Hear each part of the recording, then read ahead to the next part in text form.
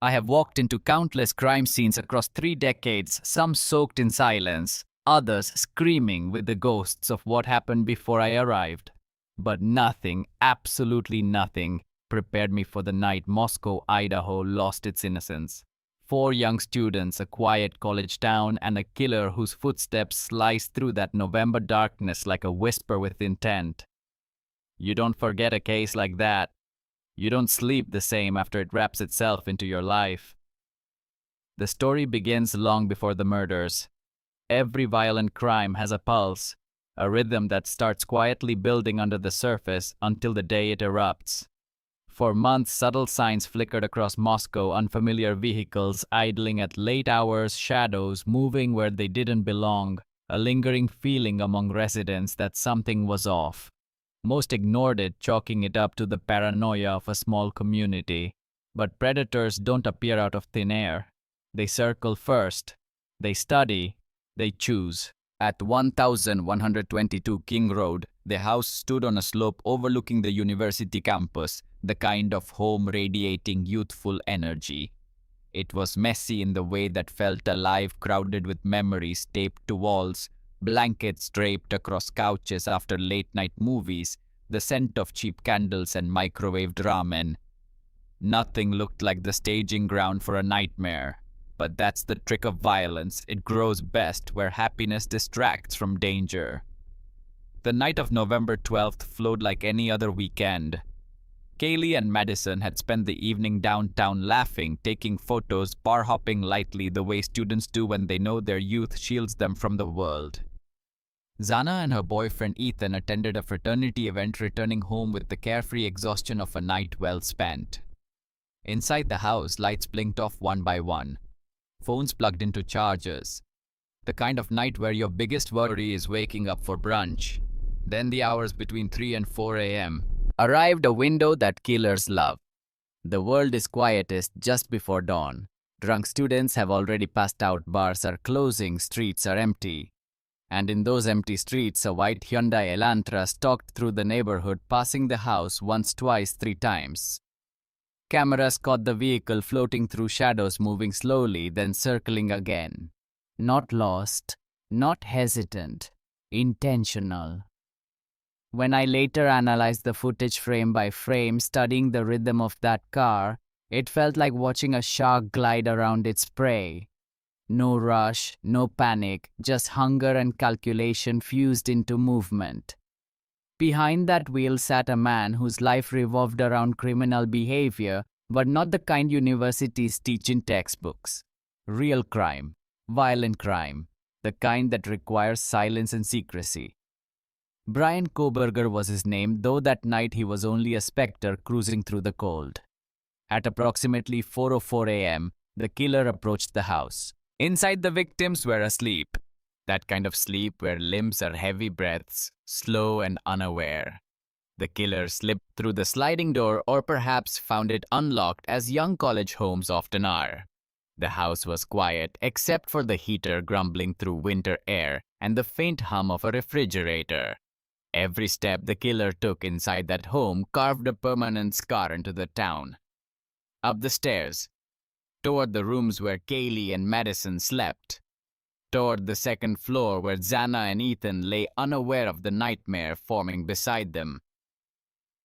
Later examination showed that the killer struck with speed and precision, but also with something else: rage. Deep, vicious rage. The wounds weren't the clean attacks of a professional, but the frenzied work of someone who wanted to control and destroy. And yet, despite the brutality, the killer did not ransack the house, did not steal, did not linger beyond minutes. His purpose was singular. Murder, nothing more. There was one mistake, however: a small leather knife sheath, a detail so tiny it could have easily disappeared into the chaos. But fate has a habit of leaving breadcrumbs when killers feel invincible. On that sheath lay a single male DNA sample. It would become the thread that unraveled the identity of the man who believed he could beat the entire system. I arrived at the scene hours later. Police cars clustered along King Road, lights strobing against the walls of neighboring houses. Officers, some young, some seasoned, walked around in a stunned silence. They were not accustomed to mass homicide. Moscow was a quiet town where domestic noise complaints outnumbered felony arrests. Now they stood before a crime scene soaked in brutality. Stepping into that house felt like entering a void. The walls held nothing but shock. Every room breathed grief. Every detail told a story. The placement of slippers near the bed, the phone still plugged into the wall, the toppled water bottle. Small items that suddenly felt incompatible with death. As a detective, you train yourself to detach. You cannot carry every crime home with you. But when you see the photos of 4 promising young lives smiling with the innocence of people who believed the world was safe, the job claws deeper than usual. I studied the layout of the house. 3 floors, 2 surviving roommates on the first level. They heard a few noises but believed it was nothing. Students grow accustomed to chaos. What they don't expect is someone moving through their home with a knife. In the following hours, the weight of the case began crushing the city. News vans arrived. Cell phones buzzed endlessly. Parents withdrew their children from campus. Whispers of a serial killer spread like wildfire. The silence of law enforcement meant to protect the integrity of the investigation only fueled the panic. But behind that silence, gears were already turning. Evidence teams combed through every inch of the house. Analysts pulled video from dozens of cameras across Moscow and Pullman, Washington. Cell tower data began weaving a pattern. Slowly, a shadow started taking shape. A white car. A man with compulsive habits. A criminology graduate student who lived just across the border. A phone that conveniently turned off during the murders and turned on again moments after. A pattern of visits to King Road during late nights across several months. Patterns are the language of killers. They reveal what words try to hide. When Bryan Kohberger's name crossed my desk, I felt the shift instantly. Something in the air sharpened. We had finally found a suspect who fit not only the evidence but the psychological profile forming inside my mind. A man obsessed with crime, hungry for control and eager to prove his intellectual superiority. But understanding a killer is only the first step. Proving his guilt requires a mountain built out of microscopic stones. DNA on the knife sheath. Surveillance footage placing him near the scene. Cell tower data tracing his movements. Behavioral indicators all funneling into one undeniable truth. He was there. He did this. Episode 1 closes with that realization. The moment when scattered fragments begin to align. When the monstrous outline of a killer emerges fully from the shadows. And as I stood there looking at the house at 1122 King Road, the cold biting at my face, Moscow felt different. Forever changed. The night had broken something inside this place and the investigation had only just begun. The days following the murders felt surreal, as if Moscow had slipped into an alternate version of itself. A town once defined by quiet streets and university chatter now carried an undercurrent of dread that seemed to hum beneath every conversation. You could feel it in grocery lines, in hushed whispers near campus buses, in the glances neighbors exchanged when passing each other. Fear had replaced familiarity, and the community was holding its breath, waiting for answers. For me, the investigation had already become a race against time. The first 72 hours after a homicide are critical. It is when memories remain sharp, when physical evidence still breathes with possibility. But in a case where 4 young lives were taken with such precision and speed, the margin for error shrank to almost nothing. Every second mattered. I remember sitting in the temporary command center, a makeshift room inside the Moscow police building where detectives, analysts, federal agents, and crime scene experts gathered. Screens flickered with surveillance footage collected from traffic cameras, campus security feeds, and residential doorbells.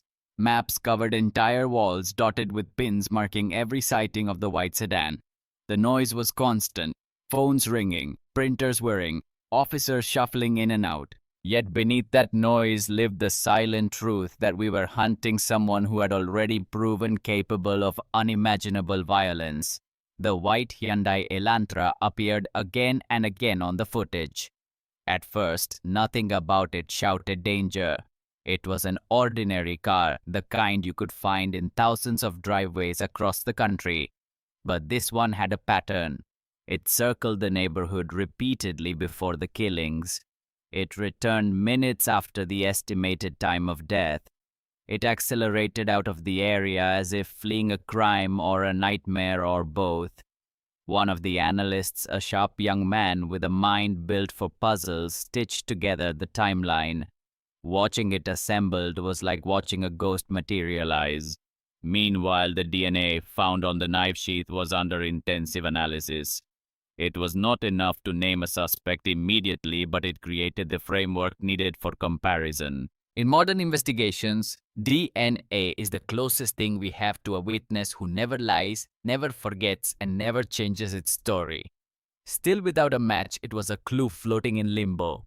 We needed something that pointed to the person behind that genetic fingerprint. As pressure mounted, we broadened our search. We pulled data from cell towers surrounding King Road. Phones ping constantly, leaving digital footprints even when their owners do not realize it.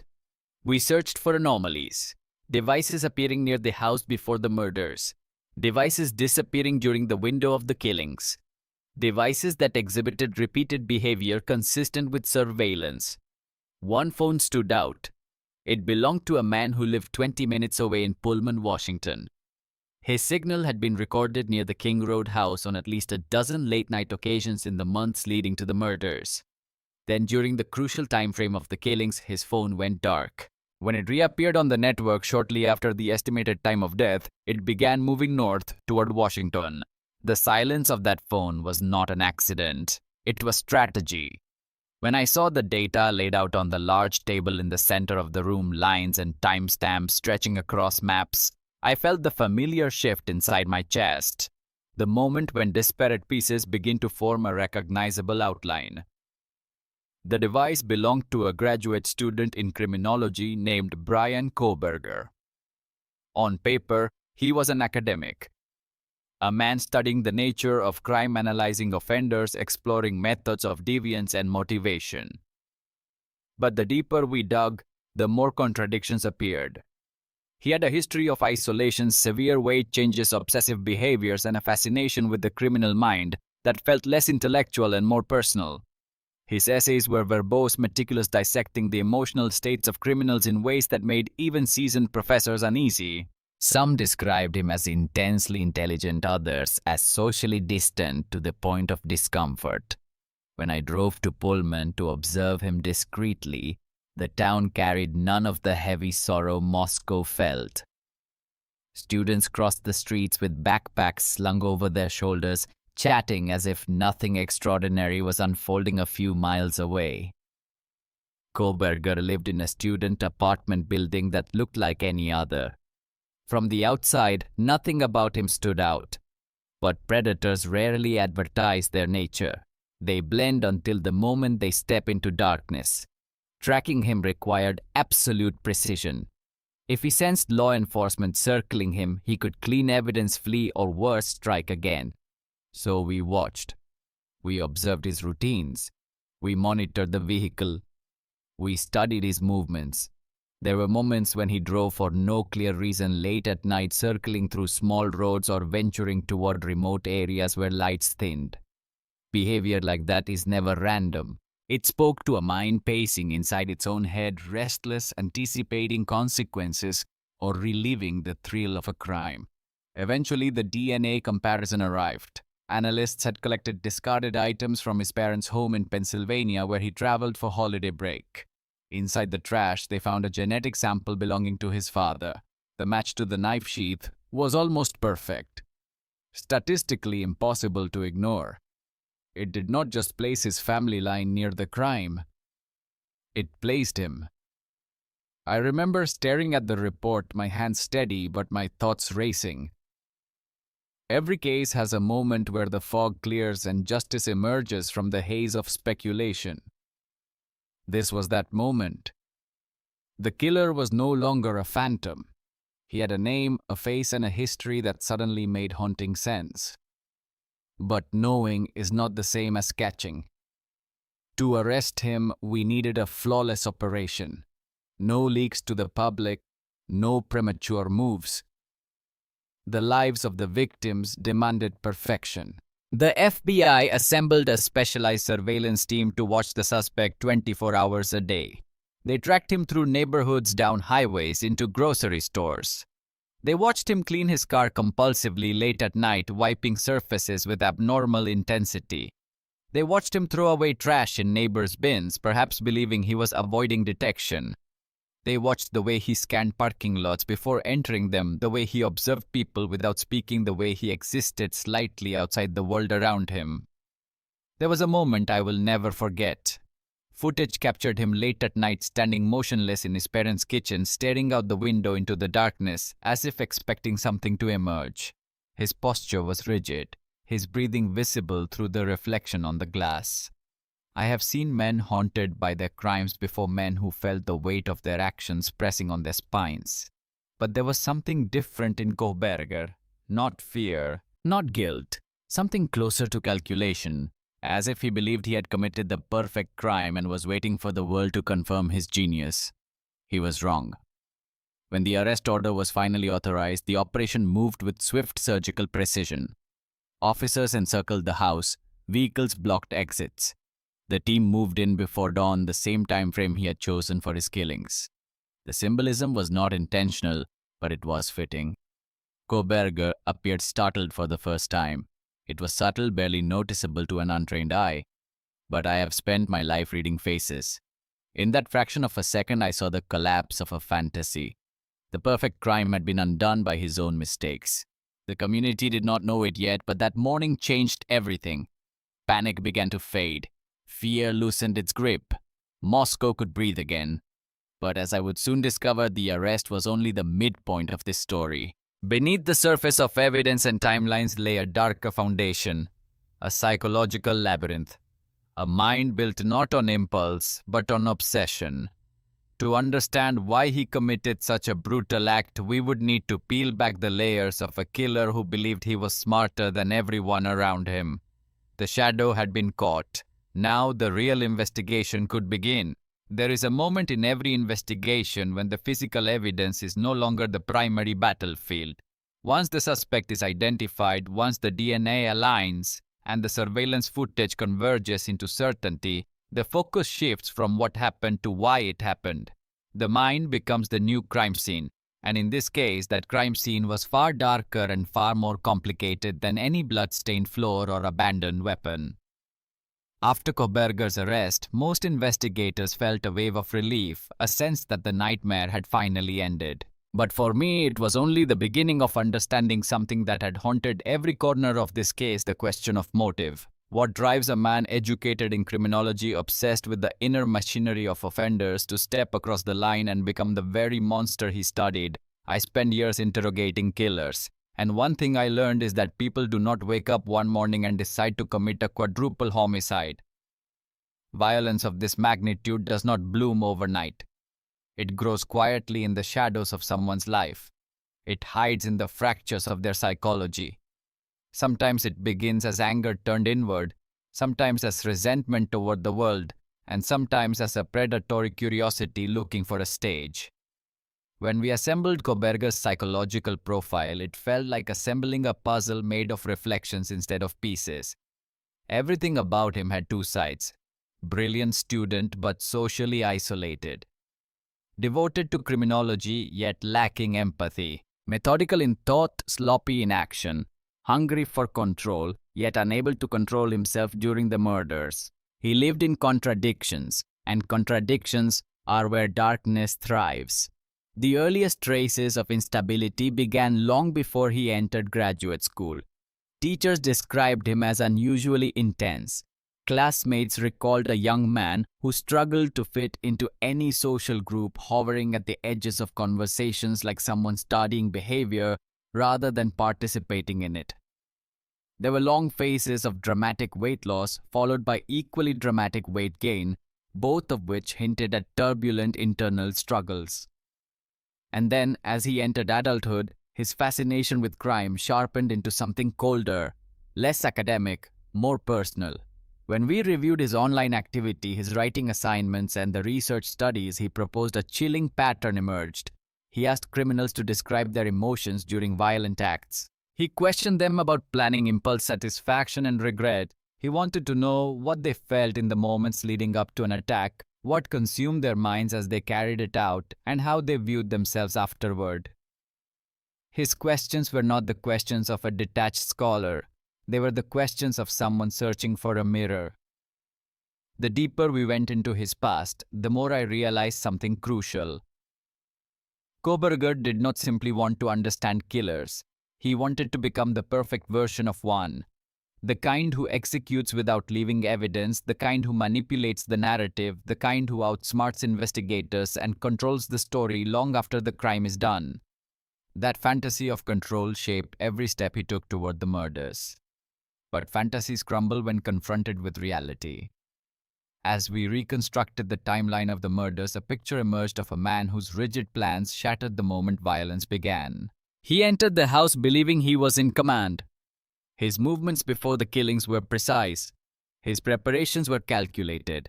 But once he stood over the first victim, everything changed.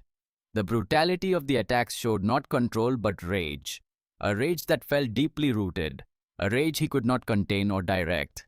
And in that chaos, he made mistakes that eventually led us straight to him. One of the most critical turning points in understanding his psychology came when we examined his movements in the days after the murders. Instead of lying low or distancing himself from the crime, he seemed to oscillate between arrogance and anxiety. He returned to classes as though nothing had happened. He graded papers. He engaged in discussions about criminal behavior. Yet behind that mask, surveillance showed him cleaning his car, obsessively driving erratically at night, and disposing of trash in ways that revealed a growing fracture in his mental state. People like him are torn between two urges after committing a violent act. One urge is to relive the crime, to feel again the moment of power they believed they possessed. The other urge is to erase every possible trace of their involvement. Both urges compete, and the tension slowly consumes them from within. That was exactly what I saw in the footage and data we collected, a man standing on the fault line between pride and paranoia. Some investigators believed his motive was personal toward one of the victims. Others believed he chose the house as a symbolic target, a representation of the kind of social world he felt he could never belong to. I had my own interpretation. I believed that Kohberger wanted to test himself. He wanted to see whether he could orchestrate a real killing that matched the theories he admired. He wanted to step into the darkness he had spent years studying and prove that he was superior to the criminals he analyzed. He believed intelligence alone could shield him. He underestimated the one truth every real-world killer eventually forgets. Violence is messy. It always leaves a trail. Not just in evidence, but in behavior, in psychology, in the aftermath a person cannot hide. Understanding this was essential because there was one final question lingering in the shadows. Was he done? Had the murders been the climax of a long obsession? Or were they the first act of something far more dangerous? Many serial offenders begin with chaos, refine their methods, and escalate. Kohberger had planned meticulously. He had stalked the area for months. He had demonstrated discipline prior to the murders.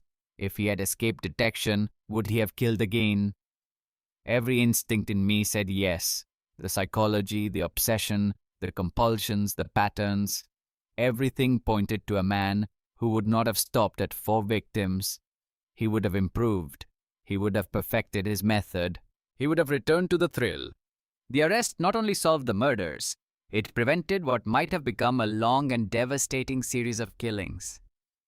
But even as we celebrated that reality, I found myself returning again and again to the crime scene in my mind. To the house at King Road. To the victims whose lives ended before dawn. To the question of what they saw in the moments of horror. To the thought of how close the killer came to getting away. As the case expanded into the courtroom stage with lawyers preparing to argue the unarguable, I knew this to face Kohberger was to face a man who believed he was untouchable.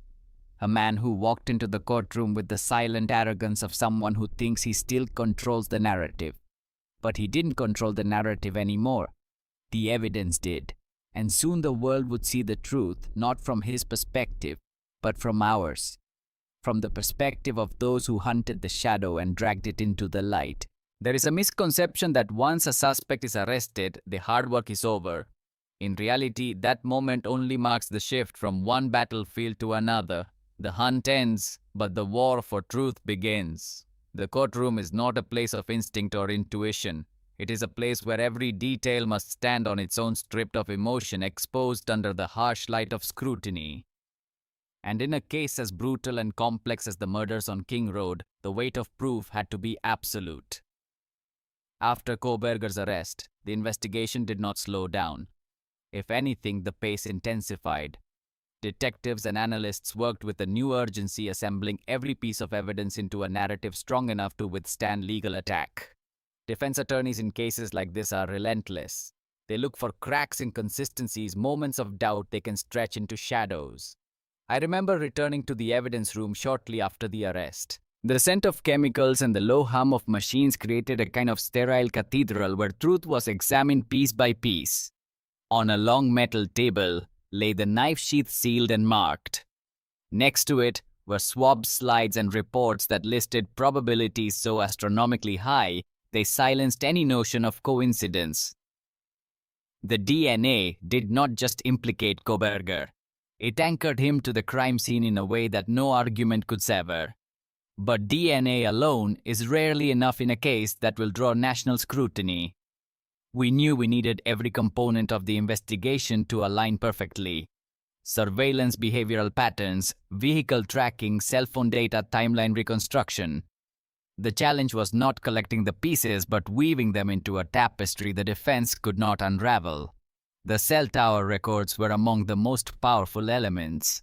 They traced a story that spanned months, a story of a man who drifted near the victim's home again and again under the cover of darkness. The pings formed a constellation of intent, a map of obsession. When paired with the fact that his phone was conveniently inactive during the murders and then came alive again as he drove away, the implication was undeniable. It was a digital fingerprint written across time and space. Equally damning was the surveillance footage from various camera angles across Moscow and Pullman. Watching those recordings felt like watching fate unfold. The white Hyundai moving through the night. The same car returning minutes after the estimated killings. The acceleration as it left the neighborhood. Every movement was a thread tightening around the suspect. Still, evidence alone does not tell a complete story.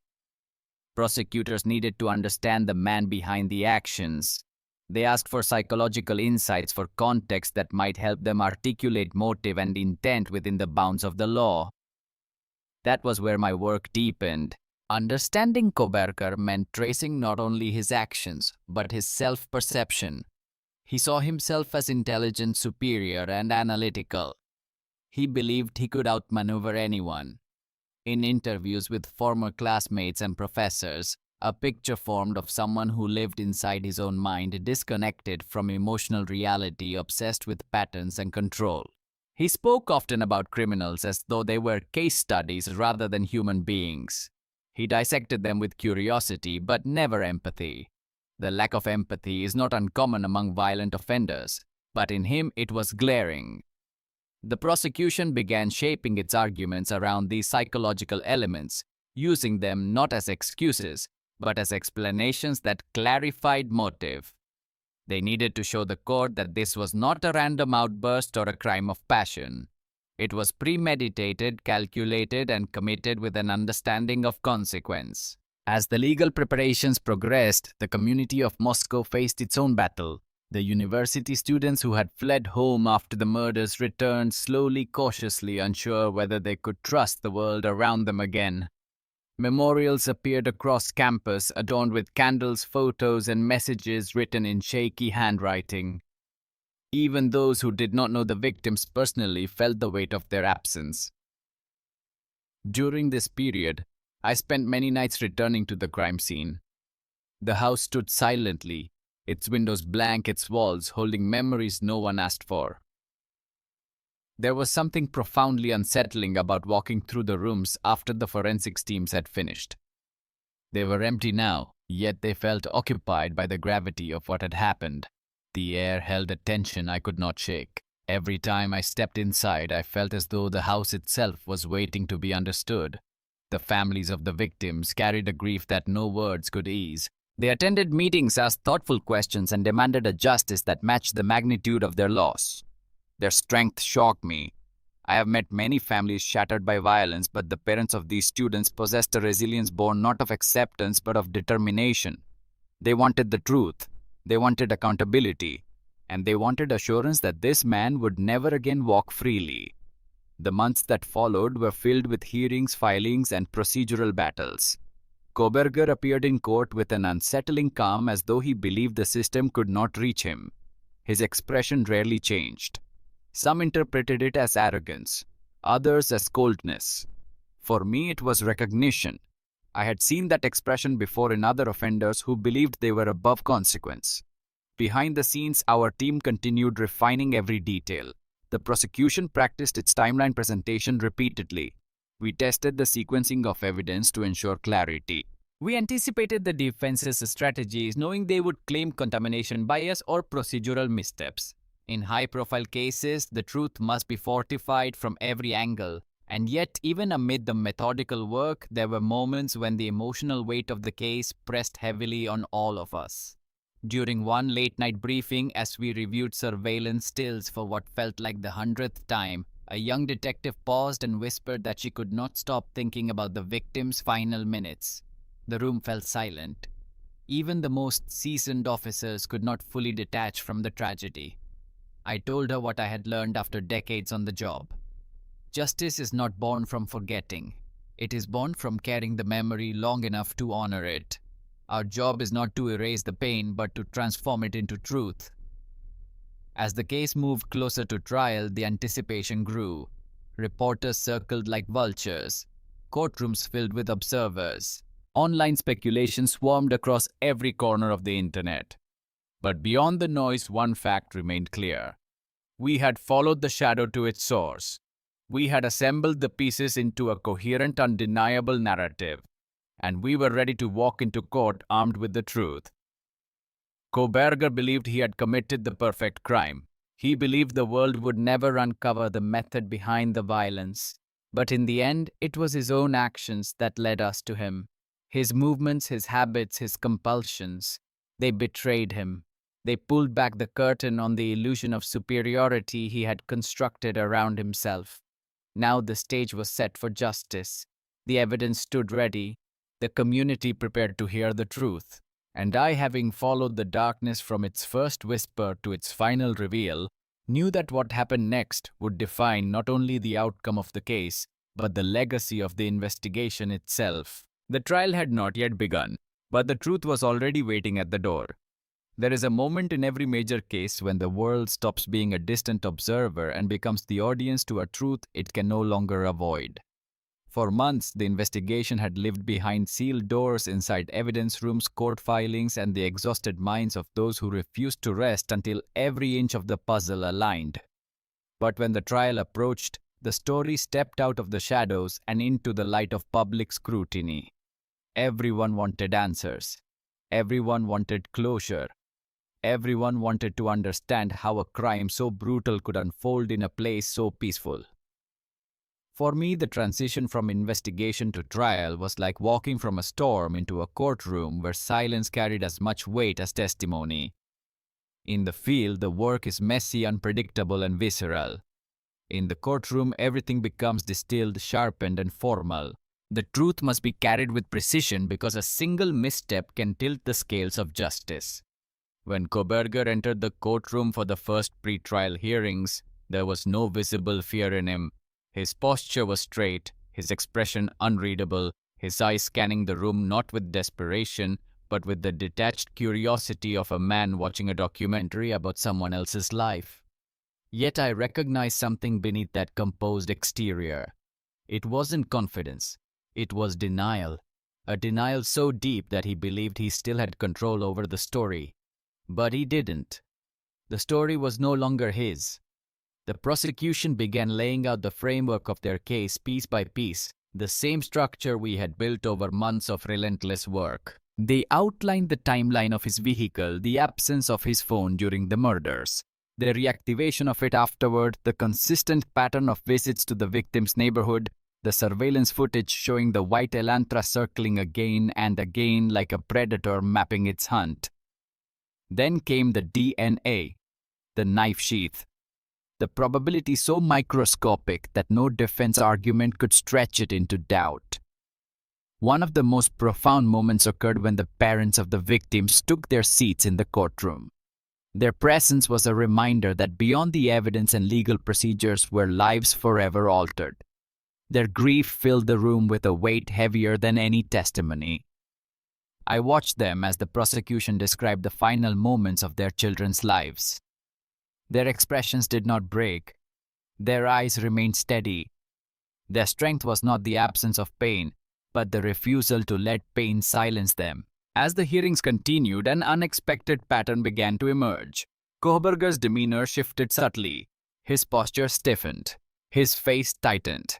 The quiet arrogance that once hovered around him like a fog began to dissipate, not because he felt guilt or remorse, but because the reality he had evaded for months finally stood before him in the form of undeniable truth. The defense attempted their strategies. They questioned the collection of DNA, the interpretation of phone records, the clarity of surveillance footage. They tried to sow seeds of doubt, but each time the evidence responded for us. The story we had meticulously built did not waver. In high-profile cases, I have learned that justice is not merely the final verdict. It is the process of truth, resisting distortion. It is the resilience of evidence standing against manipulation. And in this case, the truth stood firm. But the trial, like the investigation, was more than a legal exercise. It became a mirror reflecting the vulnerabilities of a community that once believed it was safe from the evils of the world. Students who returned to Moscow walked past the courthouse with cautious eyes. Families watched news coverage with mixed emotions, fearing both the details they would learn and the possibility of a loophole that could deny justice. The town breathed differently, as though learning to live again after a long winter of fear. As the final stages of pre-trial litigation unfolded, I found myself once again at the house on King Road. The building had been approved for demolition. Some believed removing it would help the community heal. Others believed it risked erasing an important piece of history. When I stood before it one last time, I didn't see a structure waiting to be torn down. I saw a monument to the fragility of life and the strength of truth. Inside, the walls no longer held evidence. The floors were bare. The silence felt like a deep exhale after a long-held breath. Yet I felt the weight of every step the killer had taken, every breath the victims had lost, every minute that had passed before help arrived. I closed my eyes and let the memory of our work settle into me. It was not closure. Closure is a word invented for people untouched by grief. What I felt was completion, the kind that acknowledges the past without pretending it can ever be undone. As I exited the house for the final time, I saw a group of students standing outside the fence talking quietly. One of them looked at me and asked if the town would ever feel normal again. I told her the truth. Normal is not something that returns. It is something we rebuild. Justice, when it comes, does not erase tragedy. It does not resurrect the lost or mend the broken. What it does is restore the balance between light and darkness. It reminds the world that even the most calculated evil cannot outrun the truth forever. As the trial moved toward its next phases, I knew our work had reached its limit. The rest would be up to the jury, the judge, and the law. But deep within, I carried a quiet certainty. We had followed the evidence without compromise. We had honored the victims with relentless pursuit. And we had taken a man who believed he was invisible and placed him before the world. The story of the murders on King Road is not a story of a perfect crime. It is a story of arrogance undone by truth. It is a story of a community torn apart and rebuilt by courage. And as I stepped away from the house on that final day, I understood something I had learned many times before but never fully appreciated until now. The darkness does not win. It only waits for someone to chase it. And we did.